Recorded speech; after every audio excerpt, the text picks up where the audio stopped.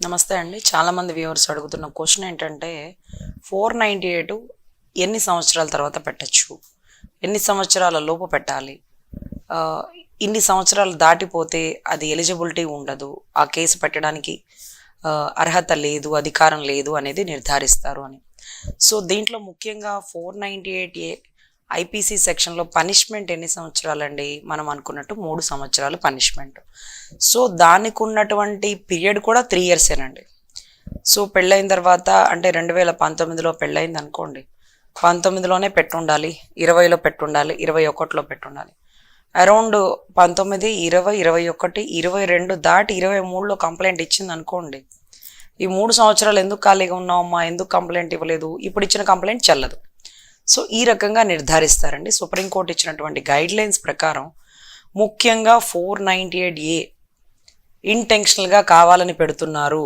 3 సంవత్సరాలు ఒక భార్య భర్తకి దూరంగా ఉంటే ఆ సెక్షన్ పెట్టే అధికారం కూడా లేదు. ఇది మెయిన్ థింగ్. అధికారం లేదు అంటే దాని అర్థం ఏంటి అనేది ఏంటంటే, రీసెంట్గా గుంటూరులో ఉన్నటువంటి నమోదైనటువంటి ఒక కేసు. ఈ కేసులో ఏమైందంటేనండి, 498Aలో పెళ్ళై 2019లో పెళ్ళైపోయింది.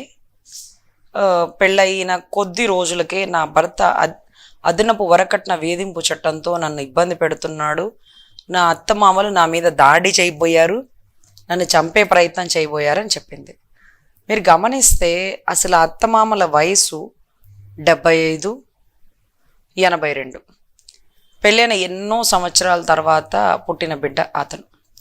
ఆ అబ్బాయి వయసు కూడా అరౌండ్ బ్రాహ్మణులలో ఎప్పుడుకో లేటుగా కదండి పెళ్ళిళ్ళు అది అయ్యేది. అరౌండ్ 36, 37 అట్లా ఉంటుందేమో, మరి నాకు ఐడియా లేదు. పెద్ద అబ్బాయే. సో, ఇటువంటి టైంలో ఆ అమ్మాయి 2019 నుంచి ఏ కేసులు పెట్టలేదండి. 2021లో వాళ్ళ నాన్నగారు చనిపోయారేమో. 2022లో జూన్లో మా ఇంటికి వచ్చారు, నా మీద దాడి చేయబోయారు, నన్ను బూతులు తిట్టారు, చుట్టుపక్కల వాళ్ళు అందరూ చూశారు, నన్ను 10 లక్షల కట్నం తీసుకొని ఇంకొక 5 లక్షల కోసం వేధిస్తున్నాడు అని చెప్పి ఆ అమ్మాయి ఇచ్చిన రిటర్న్ కంప్లైంట్ అండి. ఈ కేసుకి వాళ్ళ చేతిలో వీళ్ళ చేతిలో అప్పచెప్పడం ఎందుకు, నేనే వెళ్ళి చెయ్యాలి అని చెప్పి నేనే కూడా బందర్కి కోర్టుకు వెళ్ళాల్సి వచ్చి వెళ్ళాను. సో, దారుణం ఏంటంటేనండి, 2019లో అతి కొద్ది రోజులుగానే మా అత్తగారి కుటుంబం నుంచి నన్ను గెంటేశారు బయటికి అని చెప్పినప్పుడు 2019 అంతా నిద్రపోయిందా అండి? 2020లో వాళ్ళ నాన్నగారు ఆర్టీసీలో కండక్టరు బ్రతికున్నప్పుడు ఎందుకని గొడవ చేయలేదు? 2021లో అతను గతంలో అంటే హార్ట్కి సంబంధించిన బైపాస్ సర్జరీ చేయించుకున్నారు, బాత్రూంలో జారి పడి చనిపోయారు. అయితే దీనికి కారణం కూడా అల్లుడేనమాట. సరే, అల్లుడు ఇన్ని తప్పులకి కారణమైన అల్లుడి మీద అతను బ్రతికుండగా, అతను ఓపికగా ఉండగా ఎందుకు 10 మందిని వేసుకొని కలిపే ప్రయత్నం చేయలేదు? ఎందుకు 10 మందిని వేసుకొని గొడవ పడితే ఆ గొడవని కంప్లైంట్గా ఎందుకు దాఖలు చేయలేదు? 2019 నిద్రపోయారు, 2020 నిద్రపోయారు, 2021 వాళ్ళ నాన్న పూర్తిగా నిద్రపోయి శాశ్వత నిద్రలోకి వెళ్ళిపోయాడు. 2022లో మేల్కొని అప్పుడు కౌన్సిలింగ్కి పిలుస్తున్నారు. బందర్ మహిళా పోలీస్ స్టేషన్కి కౌన్సిలింగ్కి పిలిపించారు. ఇదిగో కాపురానికి తీసుకెళ్ళి అమ్మాయిని. అదేంటంటే అమ్మాయి వెళ్ళిపోయి 2-3 ఏళ్ళు అయిపోయింది, అమ్మాయికి వచ్చే ఉద్దేశం లేదు. ఆ అమ్మాయి పెట్టే టార్చరు మేము చెప్పలేము, అది వర్ణనాతీతం. అసలు 3 సంవత్సరాల తర్వాత ఆమెకేం గుర్తొచ్చిందండి, నాకైతే ఏం అర్థం కావట్లేదు అంటే, అసలు ఎట్లా చెప్పాలంటే వాళ్ళ అమ్మగారండి బ్రాహ్మణుల కుటుంబం. అయితే వాళ్ళ అమ్మగారి నుంచి కొంత బంగారు నగలు వంశపారంపర్యంగా వస్తే ఆ బంగారు నగలు మార్చి కోడలకి తాడు గాజులని చేయించిందట. మరి ఆ తల్లి అంత సాధ్యమనో చెప్పాలి. సో, అది మార్చి ఏ బంగారం అయితే మార్చి ఏ బంగారం చేయించిందో బంగారు కొట్టోడు దగ్గర ఆధారం ఉంది. ఆ అమ్మాయి రూపాయి కట్నం తీసుకురాలేదని కూడా ఒక వాయిస్ మెసేజ్ ఎవిడెంటరీ ఉంది. తర్వాత అది ఏమంటే అది ఎట్లంటే ఆ అమ్మాయి ఒక బ్రాహ్మణుల కుటుంబం, ఒక 4-5 నెలలు ఆ ఇంట్లో ఉందేమో. ఈ లోపే వాళ్ళ అత్తగారు ఒక 10 చీరలు 20 చీరల దాకా కొనిచ్చారు. ఈ చీర తీసుకోమ్మా, ఈ డ్రెస్సులో నువ్వు చక్కగా ఉంటావు, ఇదిగో ఈ కూర తిను బాగా కడుపు నిండా అని ప్రతిరోజు అన్నం కూరలు టిఫిన్ ఆవిడే ఉండేది. ఈ మహాతల్లి ఇలా అగ్గిపెట్టి పొయ్యి కూడా వెలిగించలేదండి. అంటే నిప్పు కూడా పెట్టలా కొంపలో. ఎంత దారుణమో చూడండి. వీటన్నిటికి మించి అసలు పలకరించదంటండి. ఏంటో ఆవిడ సోప. భర్త ఇంటికి రాగానే ఎవరన్నా పరిగెట్టుకుంటే భర్త దగ్గరికి వెళ్తాడు. భర్త ఎప్పుడు వస్తాడా అని ఎదురు చూస్తారు. ఆవిడ ఆయన రాగానే నేను వాకింగ్కి వెళ్ళిపోతున్నాను అనుకుంటా వెళ్ళిపోతుందట, ఎక్కడికి వెళ్తుందో కూడా చెప్పదట. సో ఇతను బయటికి తీసుకెళ్ళి పిజ్జాలు కొనిపించాడు, బిర్యానీలు పెట్టాడు, మంచి డ్రెస్సులు తీసుకెళ్ళాడు, వాళ్ళ అమ్మగారు సినిమా టికెట్లు తెచ్చి సినిమాలు చూపించారు. అంతా బాగుంది. వీటన్నిటికీ మించి దారుణం ఏంటంటే వాళ్ళు చాలా భయస్థులు. ఎంత భయస్థులు అంటే ఈరోజు స్టేషన్కి వెళ్ళడానికి కూడా వాళ్ళు 75-85 ఏళ్ల వాళ్ళు. ఎలా చెప్పాలంటే వాళ్ళ నాన్నగారు ఒక రైల్వేలో, ఒక సెంట్రల్ గవర్నమెంట్ డిపార్ట్మెంట్లో బాంబేలో ఒక టాప్ మోస్ట్ గస్టెడ్ క్యాడర్. అప్పట్లో పాస్ అది ఏమి ఉండేది కాదనుకుంటా. ఆయన ఉన్న టైంలో బహుశా ఒక కాయిన్ ఇచ్చారు, ఫ్రీ పాస్ అని. దాని మీద ఆ కాయిన్ పట్టుకొని ఆయన ఎంత దూరమైనా ట్రావెల్ చేసి ఇచ్చారంట. అది చూపించారు వాళ్ళు నాకు. తర్వాత వాళ్ళ నాన్నగారు పెరాలసిస్కి, బ్రెయిన్ పెరాలసిస్ వచ్చి గత 20 ఏళ్ళ నుంచి సఫర్ అవుతున్నారంట. అంటే రిటైర్మెంట్ అయిన దగ్గర నుంచి స్టిల్ 85 ఏళ్ళు కదా, 20 ఏళ్ళ నుంచి సఫర్ అవుతున్నాడు. అంటే 65 ఏళ్ల నుంచి సఫర్ అవుతూనే ఉన్నాడు. స్టిల్ అతనికి 85 ఏళ్ళు. సార్ నేను మీకు తెలుసా అని అడిగితే, ఎందుకు తెలియదు, నువ్వు రోజు నాతో వాకింగ్కి వస్తావు, మీ హాస్పిటల్కి కూడా నేను ట్రీట్మెంట్కి వచ్చాను, మీరు డాక్టర్ కదా, నాకెందుకు తెలీదు, మీరు నేను ఎందుకు రాలేదు వాకింగ్కి, మొన్న వచ్చారు కారులో, నిన్న బండి మీద వచ్చారు అని మాట్లాడుతున్నారు. అసలుకి ఏమీ గుర్తుండదు. అతను గబుక్క నడుచుకుంటూ వెళ్ళిపోతే 2 రోజులు మిస్సింగ్ కేసు పట్టుకొని పోలీసులు వెతికి ఇంటికి తీసుకొచ్చారు. అటువంటి వ్యక్తి మీద కూడా 498A కంప్లైంట్లు పెడుతున్నారు. అప్పుడు ఆ తల్లి అడిగిందండి, అబ్బో హైలీ ఎడ్యుకేషన్ అని చెప్పాలి వాళ్ళు. అసలు ఎక్కడెక్కడ యూట్యూబుల్లోని లా పాయింట్లు అన్నీ ఛేదించి ప్రతి సబ్జెక్ట్ని తెలుసుకుని, మేడం 2019లో పెళ్ళయింది కదా, పలానా డేట్కి కొద్ది రోజుల్లోనే వెళ్ళిపోయాననింది. పోనీ 2019 కొద్ది రోజులకే వెళ్ళిపోతే 2021, 22 ఇలా 3 ఏళ్ళు అయిపోయింది. మరి 3 ఏళ్ళు దాటేసాక ఎలా కంప్లైంట్ పెట్టారు? అదేంటంటే జూన్ 1, 2, 3 తారీఖుల్లో మా బందర్ వచ్చి మా మీద దాడి చేశారు అన్నారు. జూన్ 2, 3 తారీఖుల్లో వాళ్ళు ఇక్కడే ఉన్నారు. 2, 3 తారీఖులో వాళ్ళు అసలు ఎక్కడికి పోలేదు. 2, 3 తారీఖులు జూన్ అన్నారు కదా, అంతకుముందు 1 నెల 2 నెలల క్రితం కౌన్సిలింగ్లు జరిగినాయి.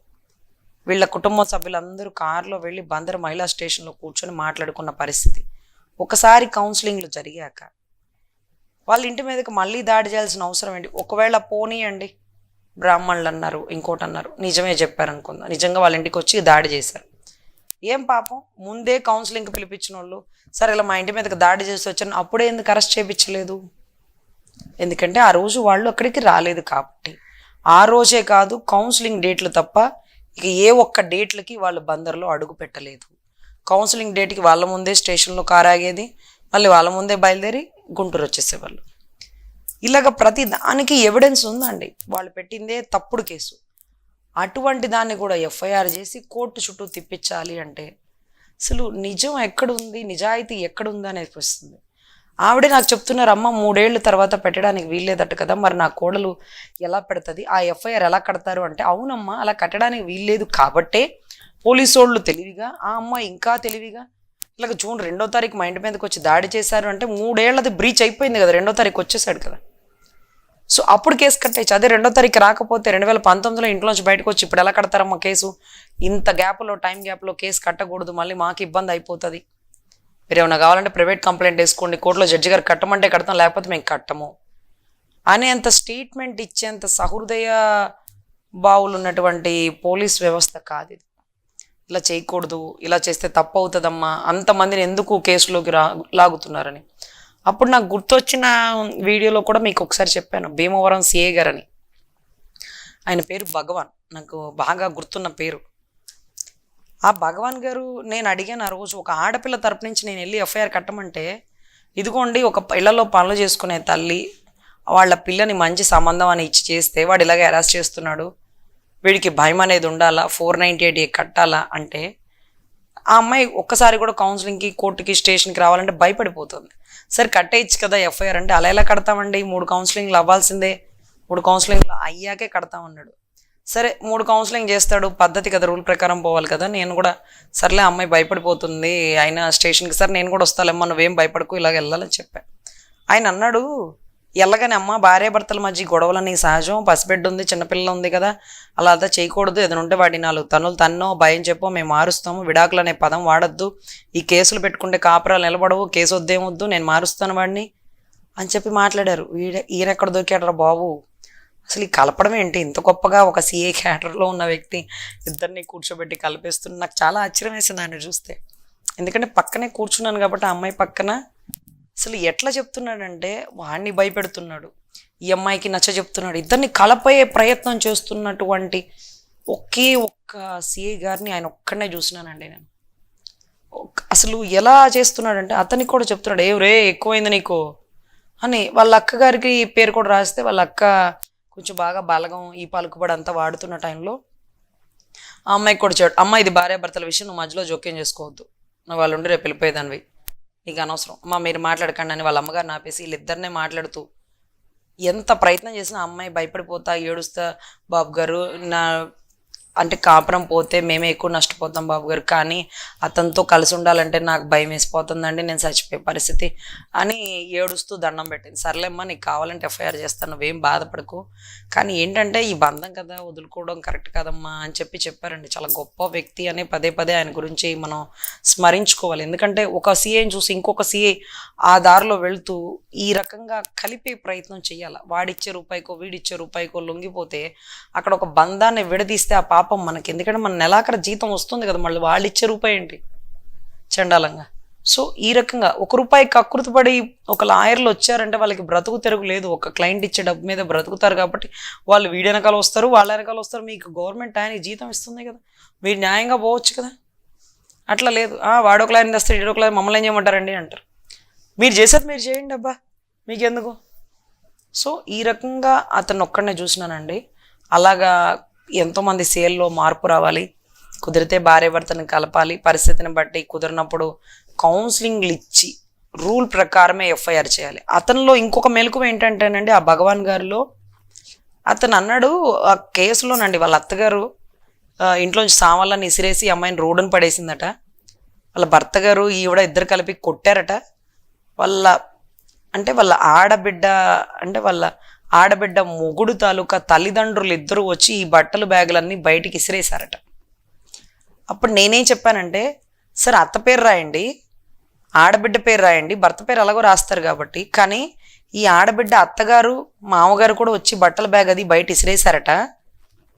ఈ ఆడబిడ్డ మొగుడికేం సంబంధం లేకపోవచ్చు, కానీ ఆడబిడ్డ అత్తగారు మామగారు ఈ అమ్మాయిని ఎందుకు కొట్టాలా, ఈ అమ్మాయి బ్యాగులు ఎందుకు ఇసిరేయాలా, సో వీళ్ళ పేర్లు కూడా రాయండి అంటే, ఎందుకండి అంతమంది పేర్లు, కేసులో బలం ఉండదు అసలు. అలా ఇప్పుడు సీన్ ఆఫ్ అఫెన్స్లో వాళ్ళు ఉన్నారు కదా సార్, రాయండి అన్నా సరే ఇది కరెక్ట్ కాదమ్మా. ఇప్పుడు ఆడబిడ్డ ఆ ప్లేస్లో లేదు, అక్కడ ఆడబిడ్డ భర్త తల్లిదండ్రులు ఉన్నప్పటికీ వాళ్ళ పేర్లు అనవసరం. నేను కావాలంటే ఈ కేసులో ఆడబిడ్డను చూసే కదా వీళ్ళిద్దరు వచ్చింది, సో ఈ అమ్మాయి పేరు రాద్దాం, తల్లి పేరు రాద్దాం, భర్త పేరు రాద్దాం, నా 3 పేర్లతో ఎఫ్ఐఆర్ కట్టేటండి బాబు, నేను ఇంతవరకు ఎక్కడ చూడలేదు. అసలు ఎంతమంది పేర్లైనా రాసేస్తారు అవలేలాగా, A4 A5 A6 A12 A13 కూడా వెళ్ళిపోయిన పరిస్థితులు ఉన్నాయి. ఈ మహానుభావుడు 3 పేర్లు రాయడానికి అష్టవంకర్లు తిరిగి ఇదొద్దు అదొద్దు, ఏళ్ళు తీసి వాళ్ళు తీసి ఆఖరికి A3 వరకు రాశారండి. అది భర్త, ఆడబిడ్డ, అత్త, ఇంక 3. వీళ్ళ బావగారు ఉన్నారు, ఆ బావగారి పేరు రాయొచ్చు కదండి, వద్దండి వాళ్ళకి ఏం సంబంధం, వాళ్ళు ఎక్కడో ఉంటున్నారు అంట. నిజంగా కరెక్టే, ఎక్కడో ఉన్న వాళ్ళ పేర్లు కూడా ఎందుకు మరి ప్రతి సిఐలు పోలీస్ ఆఫీసర్లు రాస్తున్నారో నాకు అర్థం కాదు. ఈ అబ్బాయికి అన్న ఉన్నాడు, అన్న భార్య ఉంది, ఈ అబ్బాయి అక్క ఉంది, అక్క భర్త, ఆ భర్త అమ్మ నాన్న కూడా ఈ అమ్మాయిని జుట్టు పట్టుకొని బయటికి ఇచ్చి బ్యాగ్లో తీసిరేసి కొట్టారు. వాళ్ళ పేర్లు రాయనివ్వలేదు, వీళ్ళ పేర్లు వదులు, కేసులో బలం తగ్గిపోతుందండి. ఇంపార్టెంట్ కీ పర్సన్స్ వీళ్ళ పేర్లు రాద్దాం, అమ్మాయికి న్యాయం జరుగుతుంది, నేను అమ్మాయి పక్షాన్ని నుంచుంటా, వీళ్ళు పనులు చేసుకునే వాళ్ళు అమాయకులు, ఖచ్చితంగా న్యాయం చేద్దాం అన్నారండి. సో ఇలాంటి ఆఫీసర్లకి రియల్లీ ఐఎమ్ అప్రిషియేటింగ్ అండి. ఎందుకంటే పోలీస్ ఆఫీసర్లను అప్పుడప్పుడు నేను తక్కువ చేసి మాట్లాడుతున్నా, ప్రతిసారి ఇలాంటి గొప్ప గొప్ప వాళ్ళ గురించి గుర్తు తెచ్చుకుని మరీ స్మరించుకుంటూ మీ ఊరు పేరు ఎందుకు చెప్తున్నానంటే, వీళ్ళు మంచోడు కాదని నేను చెప్తాను, వీళ్ళు మంచోడు అని నేను చెప్తాను 2 రకాలుగా. ఎందుకంటే చాలామంది తప్పుడు ఎఫ్ఐఆర్లు చేస్తున్న పోలీస్ ఆఫీసర్లు ఉంటారు, మీలాగా అక్కడక్కడ అరుదైన వాళ్ళు ఉంటారు. సో ఖచ్చితంగా ఇద్దరిని కంపేర్ చేసుకోవాలి. అదే రకంగా పోలీస్ ఆఫీసర్లు ఈ 498A చాలా గొప్పగా వ్యవహరించండి. ఇది చాలా పర్సనల్, చిన్న చిన్న పర్సనల్ మైనర్ ఇష్యూస్ 3 ఏళ్ళు దాటిపోయిన తర్వాత ఏదో ఒకటి క్రియేట్ చేసేసి ఎఫ్ఐఆర్ కట్టమంటే మీరు కట్టకండి. ఎందుకంటే 3 ఏళ్ళు భర్తతో అవసరం లేనిది, 3 ఏళ్ళు భర్త ఉన్నాడా తిన్నాడా సచ్చాడా అని అవసరం లేని ఆడది ఈరోజు వచ్చి ఎందుకు ఎఫ్ఐఆర్ కట్టమంటుంది? దాని ఆంతర్యం ఏంటి? ఇప్పుడు భర్త కావాలని అడగడం ఏంటి? ఇప్పుడు భర్త కావాలని అడిగి వాడిని తీసుకెళ్ళి వాడిని చంపేస్తుందేమో, ఇప్పుడు భర్త కావాలని అడిగి కేసులు పెట్టి ఎఫ్ఐఆర్లు చేపించేస్తుందేమో. ఏదైనా 3 ఏళ్ల క్రితం అడగాలమ్మా, 3 ఏళ్ల తర్వాత అడిగే అధికారం లేదు. ఆ కేసు చెల్లదు. ఆ కేసు ఎఫ్ఐఆర్ఏ క్వాష్ చేసి పడేస్తారు కోర్టులో. అలా మేము పెట్టకూడదు అని కూడా మీరు దయచేసి వివరించండి. వాళ్ళు ఇచ్చే రూపాయికి దయచేసి ఆశపడకూడదని గౌరవనీయులైన పోలీసు వారికి వినతిపూర్వకంగా వేడుకుంటున్నాను. 498A పనిష్మెంట్ 3 ఏళ్ళు. అదే రకంగా దాని టర్మ్ పీరియడ్ అంటారు కదా, 3 ఏళ్ల లోపు. అంటే ఒక ప్రామిసరీ నోటికి 3 ఏళ్ల లోపు అంటారు కదా, అదే రకంగా 498 కూడా 3 ఏళ్ల లోపు. ఏ ఇయర్లో పెళ్ళయిందో ఆ తర్వాత నుంచి 3 ఏళ్ల లోపు మాత్రమే అది పెట్టాలి. 3 ఏళ్ళు దాటిన తర్వాత ఎఫ్ఐఆర్ పెడితే అది చెల్లదు, ఆ కంప్లైంట్ కూడా తీసుకోకూడదు. సో దయచేసి దీనికి సంబంధించిన ఇన్ఫర్మేషన్ ప్రతి ఒక్కళ్ళు తెలుసుకోండి. మీ కన్సర్న్ అధికారులను అడగండి. లేదు ఈ మధ్యకాలంలో నువ్వు వాళ్ళ ఇంటికి వెళ్ళి గొడవ చేసినావంట అని, ఏ ఆధారాలు ఉన్నాయని గొడవ చేసినావని చెప్పమనండి. ఏ సీసీ ఫుటేజ్లో ఉంది వాళ్ళ ఇంటికి వచ్చానని చెప్పమనండి. సేమ్ బందర్ కేసు అండి. ఏ ఆధారాలు లేవు. జూన్ 2వ తారీఖు వచ్చాడు, గొడవ చేశాడు, చుట్టుపక్కల అందరూ చూశారు, అవమానంగా మాట్లాడాడు, బూతులు తిట్టాడు. మరేం పాపం పోలీస్ స్టేషన్ పిలిపించి కంప్లైంట్ ఇచ్చి అరెస్ట్ చేయించలేదు, ఎందుకంటే సీన్లో అతను లేడు కాబట్టి. ఇటువంటి తప్పుడు ఆధారాలు చూపిస్తే పోలీసులైనా 2వ తారీఖు ఉన్నట్టు ఆధారం ఏదైనా తీసుకురండి అమ్మా. ఆ రోజు ఎందుకు మమ్మల్ని పిలవలేదు? అయిపోయిన తర్వాత మళ్ళీ ఇంకేం కడతాం కేసులు? ఎప్పుడో అదే అంటారు చూడండి, దొంగలు పడ్డ 6 నెలలకు కుక్కలు మురిగిందని. అలాగే ఎప్పుడో 2వ తారీఖు గొడవ జరిగితే ఆవిడ 2వ తారీఖు ఎఫ్ఐఆర్ చేయించేసింది. అసలు మనుషుల్ని పిలిపించి మీరు వెళ్ళారా, వెళ్ళలేదా, ఆ డేట్లో అక్కడ ఉన్నారా అని కూడా కనీసం ఒక్క ప్రస్తావన కూడా కన్సర్న్ అధికారులు చేయలేదండి. సో ఇటువంటి దయనీయమైనటువంటి దౌర్భాగ్యమైనటువంటి ఈ రాక్షసమైనటువంటి ఈ రకంగా ఆడవాళ్ళు వేధిస్తున్నటువంటి వేధింపులు తాళలేక ఈ ఐపీసీ సెక్షన్లో మెలకువలు తెలుసుకొని ఖచ్చితమైన పనిష్మెంట్లు మగవాళ్ళకి వేయడం కోసం తప్పుడు కేసులు పెడుతున్నటువంటి ఈ ఆడపిల్లల్ని, ఈ ఆడపిల్ల కుటుంబ సభ్యులని పరువు నష్టం కేసులు వేస్తూ వాళ్ళని కూడా మనం ఇబ్బంది పెట్టే పర్వం ఉంటుందండి. కానీ ఎప్పుడైతే మనం మన కేసులో నిర్దోషులుగా బయటకు వస్తామో అప్పుడు వాళ్ళ మీద తిరిగి మనం పరువు నష్టం వేసే అధికారం ఉంటుంది.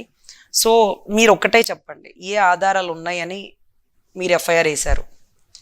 3 ఏళ్ళు దాటిపోయింది, ఎఫ్ఐఆర్ వేసే అధికారం లేదు. చాలామంది దారుణం ఏంటంటే వాళ్ళు అబ్రాడ్లో ఉంటున్నారన్న ఆధారాలు పాస్పోర్ట్లో ఉంటుంది, అది కూడా వదిలేసి లేదండి ఇండియాకు వచ్చినప్పుడు ఇలా దాడి చేశాడు, అలా దాడి చేశాడు. అసలు ఇంకా దారుణం మహాతల్లి వాడు సౌదీలో ఉండగా ఇండియాలో వచ్చి గొడవ చేశాడు అనగానే కన్సర్న్ అధికారి ఎఫ్ఐఆర్ పెట్టేశారు. అసలు ఆ డేట్లో నా క్లయింట్ ఇండియాకి రాలేదు, వచ్చాను హైదరాబాద్లో ఉన్నాడని అవతల క్లయింట్కి చెప్పాడు.